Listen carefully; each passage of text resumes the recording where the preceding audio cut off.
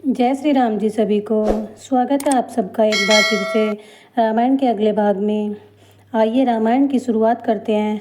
बोलो सियावर रामचंद्र की जय। रामायण के इस भाग को समझने के लिए पहले के भाग अवश्य सुने। बोलो सियावर रामचंद्र की जय।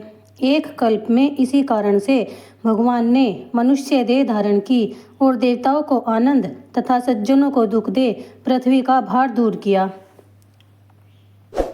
इसी तरह भगवान के अनेकों सुंदर सुखदायक जन्म और कर्म हैं। भगवान प्रत्येक कल्प में अवतार लेकर अनेक प्रकार के सुंदर चरित्र करते हैं।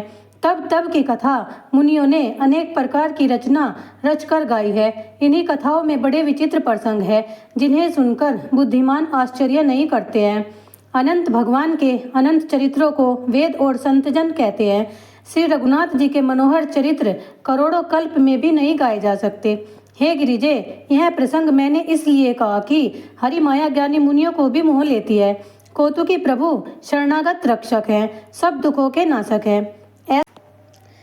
ऐसा कोई देवता मनुष्य या मुनि नहीं है जिसे माया ने न मोह लिया हो। यह जी में विचार कर मायावती भगवान का भजन करना उचित है। हे गिरिजा, भगवान के अवतार का और भी कारण सुन। उस कथा को सविस्तार कहता हूँ जिसलिए अगुण और अनूप ब्रह्म अयोध्यापति हुए। वह भगवान जो तुमने मुनिवेश धारण किए भाई सहित वन में फिरते देखे थे, जिनको देखकर हे भवानी तुम सती की देह में बावली हो गई थी। अब भी तुम्हारी मोह की छाया नहीं मिटती। अब उनकी भ्रमनाशक कथा सुनो। उस अवतार में जो लीलाएं प्रभु ने की थी उन सबको कहता हूँ। याज्ञवल्क्य बोले, हे भारद्वाज, शंकर जी की बात सुनकर उमा लज्जित होकर मुस्कुराई। फिर शिवजी वह कथा कहने लगे जिसके हेतु यह अवतार हुआ था। हे मुनीस, वही सब कथा मैं तुमसे कहता हूँ, मन लगाकर सुनो। यह राम कथा कलिमल नाशिनी, मंगलकारिणी और मनोहर है। स्वयंभू मनु और शत्रुपा से यह मनुष्यों की सुंदर सृष्टि हुई है। यह दोनों स्त्री पुरुष धर्मनिष्ठ थे जिनकी मर्यादा वेद आज तक गाते हैं। इनका पुत्र राजा उत्तानपाद हुआ। इनके पुत्र हरिभक्त ध्रुवजी हुए। इनके छोटे पुत्र का नाम प्रियव्रत था जिनकी वेद पुराण प्रशंसा करते हैं। इनकी पुत्री का नाम देवहूति था जो कर्दम मुनि की प्यारी स्त्री थी। इनके गर्भ से अग्निदेव भगवान ने कपिल का रूप धारण कर जन्म लिया था जो तत्व विचार में बड़े निपुण थे, जिन्होंने सांख्य शास्त्र बखाना है। उन मनु ने बहुत समय तक पृथ्वी पर राज्य किया और भगवान की आज्ञा का पालन करते रहे। राजा मनु को घर में रहते हुए बुढ़ापा आ गया, पर विषयों से वैराग्य न हुआ। तब उनके हृदय में बड़ा दुख हुआ कि जन्म हरि भक्ति बिना ही बीत गया। फिर राज्य का भार पुत्र को सौंप आप अपनी स्त्री को साथ ले वन को चला गया। तीर्थों में उत्तम, अत्यंत पवित्र और सिद्धि के दाता नैमिषारण्य विख्यात है, जहाँ मुनि सिद्ध रहते हैं। वहीं राजा मनु जी चले। मार्ग में जाते हुए वे ऐसे शोभित होते थे मानो ज्ञान और भक्ति शरीर धारण किए हुए जाते हैं। चलते हुए वे गोमती नदी के तट पर जा पहुँचे और प्रसन्न हो उसके जल में स्नान किया। सिद्ध मुनि और ज्ञानी उन्हें धर्मधुरीण राज ऋषि जानकर मिलने को आए। जहाँ जहाँ अच्छे तीर्थ थे वे सब मुनियों ने कराए। वे दुर्बल हो गए थे, मुनियों के जैसे वस्त्र पहनते थे, नित्य प्रति संत समाज में पुराणों को सुनते थे। ओम नमो भगवते वासुदेवाय इस द्वादक्षरी मंत्र को अनुराग सहित जपते थे। इस तरह राजा और रानी का चित्त वासुदेव के चरण कमलों में लग गया। कंद मूल फल खाते थे, सच्चिदानंद ब्रह्म का स्मरण करते थे, भगवान के लिए बहुत कठिन तप करने लगे। फिर कंद मूल भी त्याग दिया, केवल जल ही पीकर तप करने लगे। जी में यह इच्छा रही कि किसी तरह प्रभु को नेत्रों से देखेंगे। वह प्रभु निर्गुण, निर्व्यय, अनंत और अनादि है, जिनका तत्ववेत्ता सदैव ध्यान करते हैं। वेद भी जिसे नेति नेति कहते हैं वही सच्चिदानंद, उपाधि रहित और अद्भुत है, जिनके अंश से अनेक ब्रह्मा, विष्णु और महेश उत्पन्न होते हैं। ऐसे भगवान सेवक के वश में हो अपने भक्त के हेतु लीला देह धारण करते हैं। इस तरह जल के आधार से 6000 वर्ष बीत गए। फिर 7000 वर्ष पवन के आधार से बिताए। फिर 10 सहस्त्र वर्ष तक पवन का भोजन भी त्याग कर दोनों एक पांव से खड़े रहे।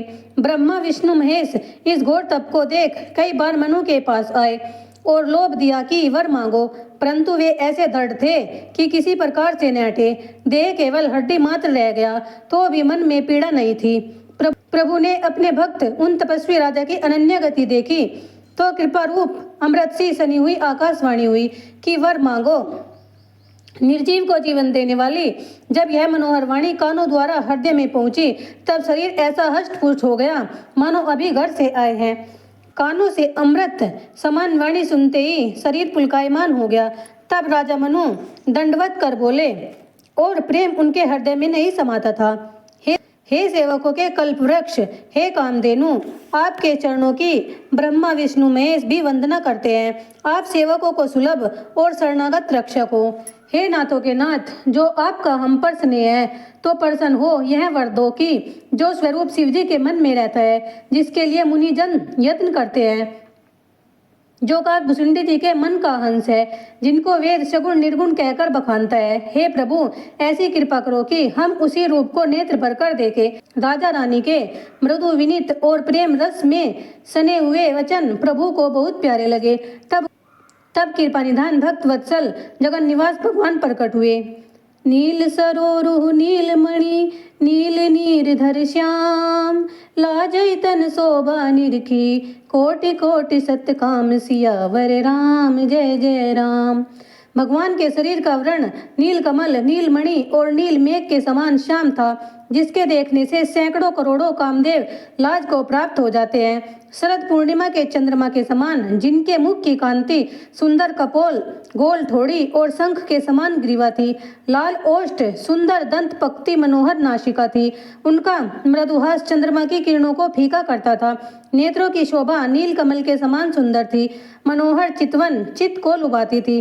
भ्रुकटी कामदेव के धनुष की छवि को हरती थी और ललाट पर तिलक बादल में बिजली की ही शोभा देता था। कानों में मकराकृत कुंडल और सिर पर मुकुट था और घुंघरियाले बाल ऐसे लगते थे मानो बहुत से भोरे इकट्ठे हुए हैं। हृदय पर श्रीवत्स का चिन्ह, गले में वनमाला, हीरों का हार तथा और भी मणि जटिल आभूषण थे। सिंह के से कंधे सुंदर जनेऊ और हाथों में बाजूबंद सुशोभित था।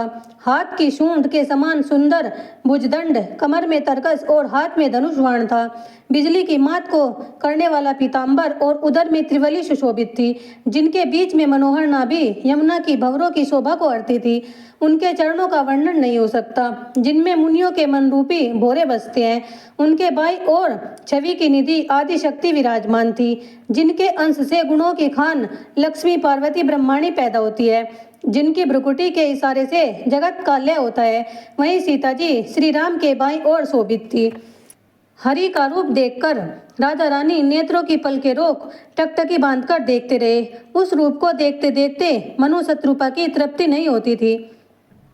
हर्ष के मारे शरीर की सुध बुध न रही, चरणों को हाथ से पकड़ डंडे की तरह गिर पड़े। तब प्रभु ने अपने हाथ को उनके सिर पर फेरकर उनको उठा लिया। तब कृपा निधान कहने लगे, मुझे अपने ऊपर अत्यंत प्रसन्न जान और मुझे महादानी समझ, जो मन में आवे वही वर मांग लो।